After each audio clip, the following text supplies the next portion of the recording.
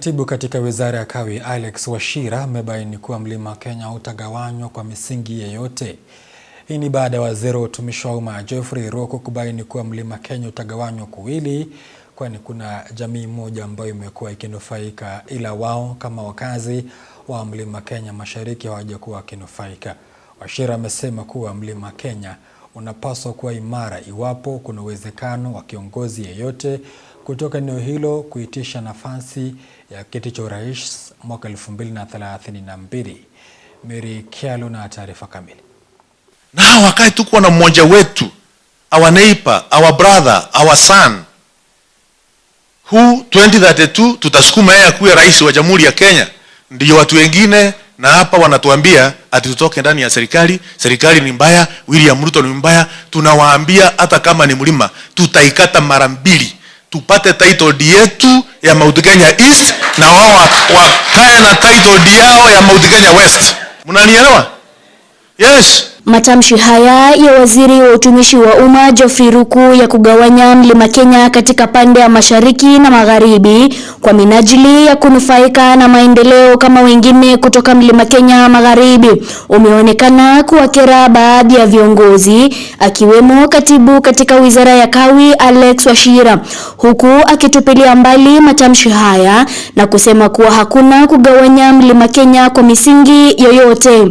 Kwa hivyo kuongea ukisema ati mlima itakatwa mara mbili, hiyo tunakataa mchana peupe. And I want to tell you without an iota of doubt, kwa sababu nilisikia ukitaja hata unataja wa Kikuyu. Yes, sisi ni wa Kikuyu. Sisi ni wa Kikuyu. Lakini utashangaa kura ambazo hao wa Kikuyu watapatia William Samoei Ruto. Wachira pia amekanusha semi kuwa kuna jamii moja ya mlima ambayo haijafanikiwa kupata uongozi, akisema kuwa serikali zote za kitaifa ambazo zimepita zilihakikisha kuwa kila jamii ya Mlima Kenya iliwakilishwa ndani ya serikali hiyo. Mheshimiwa Ruku, nilikusikiza sana jana.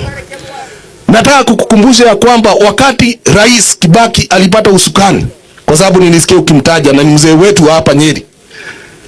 Ukumbuke mzee Rais Kibaki, ule mtu aliweka kama head of public service alikuwa anaitwa Francis Mwaura. Waziri wa fedha alikuwa anaitwa Mweraria, Daudi Mweraria. Waziri wa Kawi alikuwa anaitwa Kiraito Murungi. PS wa transport, PS sita walikuwa wanatoka Meru. Minister ambaye alikuwa anaitwa Njeru Nduga alikuwa anatoka Embu.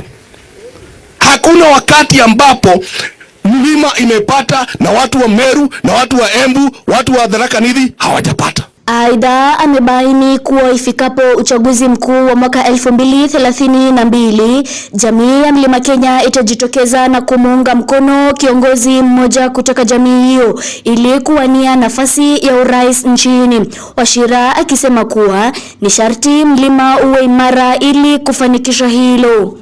Ikifika pale 2032, tuitane watu wa hapa, tuseme ni nani yako mbele, tumuunge mkono na tutafute kura kwa Wakenya wote ili pia hii eneo ipate presidency back in 2032. Lakini hatuwezi pata presidency kama tumegawana. Tunaipata tukiwa kama tumeshika.